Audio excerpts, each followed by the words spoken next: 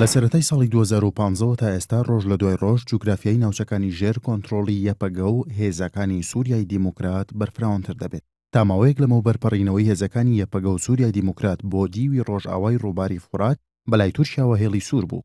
ئەمریکا و هاوپەیمانانیش زۆر پێداگر نەبوون لەسەر کۆنتڕۆڵکردنەوەی ناوچەکانی نێوان کانتۆنەکانی کۆبانێ و ئەفرین لەلایەن هێزەکانی سووریای دیموکراتەوە.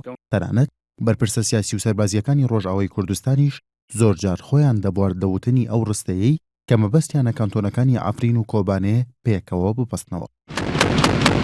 بەڵام ماوەی مانگێکە دۆخەکە گۆڕاوە. هێزەکانی سووریای دیموکرات زیاتر لە 1400 کیلۆمەتر چوارگۆشەیان لە ڕۆژئاوای ڕووباری فورات کۆنتڕۆڵ کردوتەوە. ئەمریکا و هاوپەیمانانی پێیان وایە کە دەبێت ئەو ناوچانە لەلایەن هێزەکانی سووریای دیموکراتەوە کۆنتڕۆڵ بکرێنەوە بۆ ئەوەی مەترسی داعش لەسەر ئەوروپا و ڕۆژئاوا کەمتر بێتەوە. بەرپرسە سیاسی و سەربازیەکانی ڕۆژئاوای کوردستانیش دەنگیان درێژتر بووە. ساڵح موسلم هاوسەرۆکی پێدا دەڵێ زوو یان درەنگ کانتۆنەکانی ئەفرین و کۆبانێ پێکەوە دەبەستنەوە.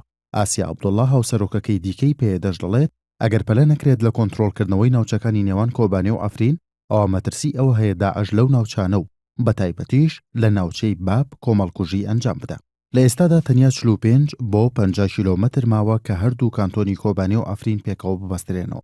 جگەر لە شارۆچکەی منبەج کە لە 4 قۆڵەوە گەمارۆ دراوە و کۆنتڕۆڵکردنەوەکەی لە ئانوساتدایە دەبێت هێزەکانی سووریای دیموکرات دوو شارۆچکەی گرنگ باب و جەرابلوسیش کۆنتڕۆڵ بکەنەوە. پێشبینیش دەکرێت دوای کۆنتڕۆڵکردنەوەی منبەج هێزەکانی سووریای دیموکرات ئۆپەراسیۆنی کۆنتڕۆڵکردنەوەی شارۆچکەی باب دەست پێ بکەن.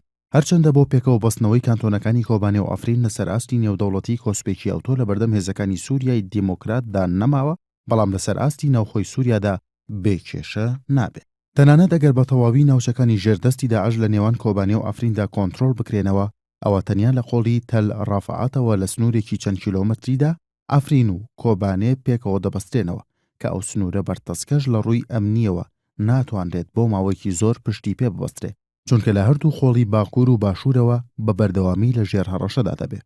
لە قۆڵی باکوورەوە هێزەکانی ئۆپۆزیسیۆنی نزیک لە تورکیا کە شارۆچکەی ئەعزازیان لە ژێر کۆنتڕۆڵدایە دەبنەمایی هەڕەشە و لە قۆڵی باشووریشەوە هێزەکانی بەشار ئەسەد بۆیە دوور نییە دوای پاشە کشەپێکردنی داعش بەرەیەکی دیکەی شەڕ لە دژی هێزەکانی سووریای دیموکرات بکرێتەوە.